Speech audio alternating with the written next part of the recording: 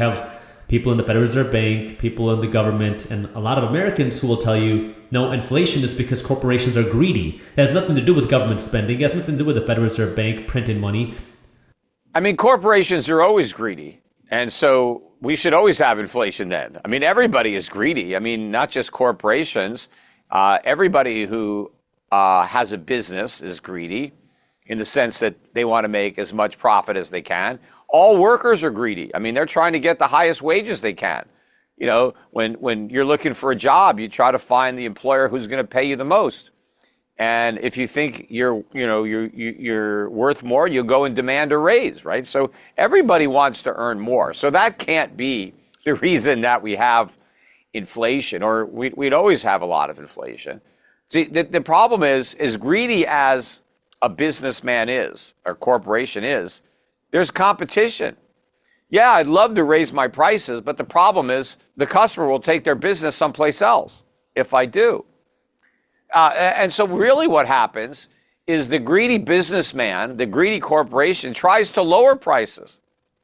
What the profit-seeking company understands is the lower the price, the more I sell. So if I can figure out how to lower my price, I'm going to do more business and I'll make even more money because I'll have more sales. Greed is actually a reason for prices to go down and not for prices to go up. So the only reason that you have inflation is that the government is inflating the money supply. And so our money is worth less because there's more of it. And so now prices have to rise to reflect a new equilibrium with more money. And so that's the only source of inflation. And I don't care how the government wants to define it. I mean, they're just ignoring the definition because the real definition places the blame for inflation where it belongs, on government. Because if you understand that inflation is the expansion of the money supply, well, who does that? All right? It's the government. Greedy corporations don't print money. They have to earn the money. Same thing as Putin. Putin can't cause our inflation. He can't print our money. I mean, he can cause inflation in Russia. He can print rubles, but he can't print dollars. So he can't be the source of U.S. inflation. So all this is the politicians and the central bankers trying to shift the blame of inflation onto the public, or, you know, just onto the corporations that everybody hates anyway, these damn greedy corporations. You know, Biden is all upset about what he calls shrinkflation, or not, he didn't make up that name, it's been around. But companies have been playing this, you know, trick for a long time to deal with inflation. And so what companies try to do, rather than just raise prices, is they just shrink the packages, or they put less of a product in a package. You know, they make the candy bars smaller, they put less cereal in a box, fewer rolls of toilet paper, you know, in the roll, right? And and people don't notice the price increases. This is not because they're greedy. I mean, they're just trying to figure out the best way to pass on inflation to their customers in a way that may not piss them off as much, but it's not their fault. You know, they don't want to put less cereal in the box, but they got no choice. It's either that or raise the prices, right? So the consumer in many cases responds better to a smaller quantity of cereal. But, you know, at some point you can't just keep shrinking these things down forever. But there's the irony, though, where the Federal Reserve Bank is trying to fight inflation. They're raising interest rates, doing quantitative tightening. They're trying to fight inflation, but then the government says inflation is a problem. We want to bring inflation down, but we still have this national deficit that's over $1 trillion where the government keeps spending money. So they're creating inflation while the Federal Reserve Bank is fighting inflation. So, I mean, it's very ironic in that sense to me. Yes, you know, the fiscal and monetary policy is working at cross purposes, but the Fed is not really fighting inflation. I mean, it's a half-assed job at best. It's pretending that it's fighting inflation. But, you know, if it really was going to fight inflation, it never would have lowered interest rates to zero in the first place. We never would have had quantitative easing, certainly not, you know, 4 rounds of it. We wouldn't have done all the COVID stimulus.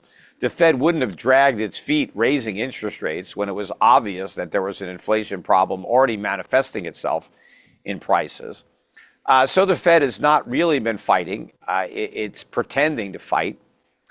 And if it really was fighting inflation, it wouldn't have stopped hiking rates. They're still too low. They would have had several more rate hikes. They would not be indicating that rate cuts are around the corner when rates are still too low. And of course, the credit is really expanding. I mean, there's still too much credit in the system, and that's, on the Fed's watch. It's still too easy to loan money.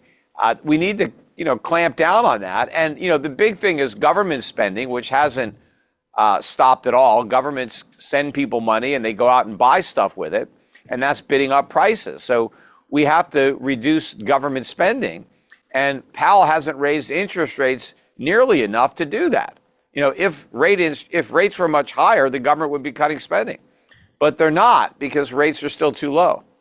But if we go down that scenario, the Federal Reserve Bank doubles where they are with interest rates. Interest rates, the Fed rate is 10%. Mortgage rates are 14%. No one's going to be able to buy a home. And how is the government going to pay back their 30-some trillion of debt, which now skyrockets in price? Yeah, it will be difficult to buy a home because most people don't want to sell their homes. That's the problem, and it's expensive to build. But to the extent that you want to sell your house, some people have to sell, the prices are going to have to crash, because that's the way someone's going to afford a 14% mortgage, is if they don't have to borrow that much money because they didn't have to pay that much for the house. So your house has to go down if you want to sell it.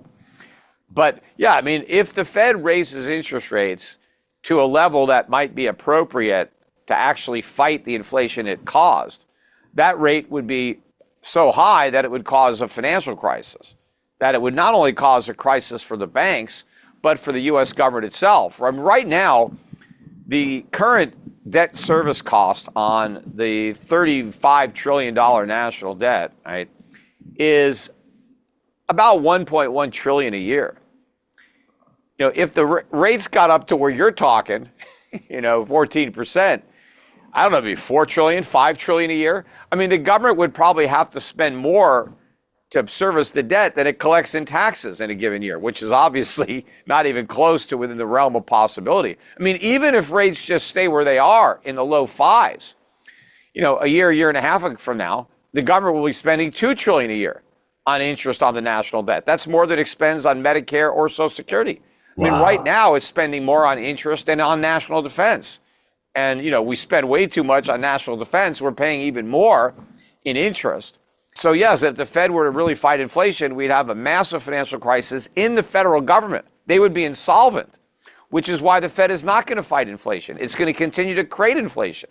But it can't be honest about that. It can't tell the public what it's going to do. It has to keep pretending it's going to do the opposite of what it's actually going to do. But as an investor, you got to be smart enough to read between those lines. And you don't have to be that smart because the lines are pretty far apart and the writing is in bold. And that's inflation. And so people need to be getting out of dollars, getting out of treasuries or muni bonds or corporate bonds or things like that, and buying gold. That's why gold's just under 2,400. Hit a new record high overnight. When people were worried about the bombs going off, we had a new all-time record high in gold. It's pulled back a bit from that record high. But people should be buying gold and silver. They should be getting out of the dollar before the bottom drops out of the dollar, and buying foreign assets, foreign stocks, foreign real estate. If you enjoyed this clip and you want to watch the entire conversation, all you got to do is click that button right over there. And for those of you who want to stay up to date on the top finance and business news, you can join Market Briefs, my free financial newsletter, by clicking that button below. Thank you for watching, and I'll see you in the next one.